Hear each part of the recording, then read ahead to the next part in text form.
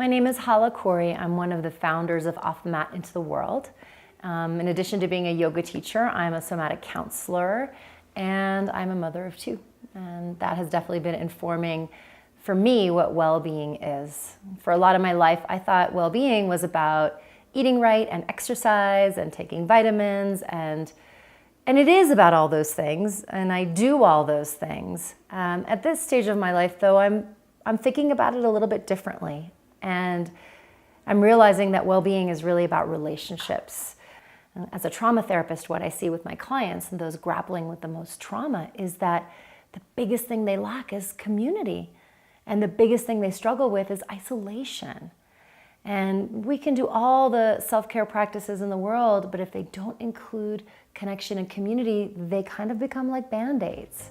So some of the things I've been working on, number one, is reaching out to people for help. It can be as simple as asking my neighbors if I can go borrow olive oil from them rather than driving to the store that day, or calling a friend if I'm feeling upset. And sometimes, even though there's 10 other ways I could get my need met, I've been asking myself, how can I meet this need within the context of community? And what I've learned is that when I ask people for that support, it lights them up. They're excited to have something to share with me. And I know it lights me up when people call and ask me for support and my close friends want to lean on me. It makes me feel useful in a way, and it makes me feel connected. I know that I got into the habit of only seeing friends when we were having meals together. And again, that's really beautiful. But I know that the friendships that I've cultivated that are really the deepest are the ones where we reach out to each other when we need each other. If I'm feeling sad or upset or stressed, I will go to meditate or I'll go to exercise, and those are all really good self-care practices. But what I really need to do is call a friend and talk about it. But I try to do all the other things first, and sometimes all I need is connection. The second thing I'm trying to do is buy less stuff. I think that a lot of us are conditioned to think that if we buy something, we're gonna feel good.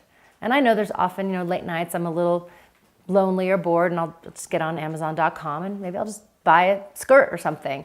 And it makes me feel good in the moment, but it's not what I really want. And even though that's not a habit I have, that's too bad, I still do it. Whether I'm just going to get extra groceries for the family, I'm still having this illusion that if I have certain things in my life, I'm going to feel better.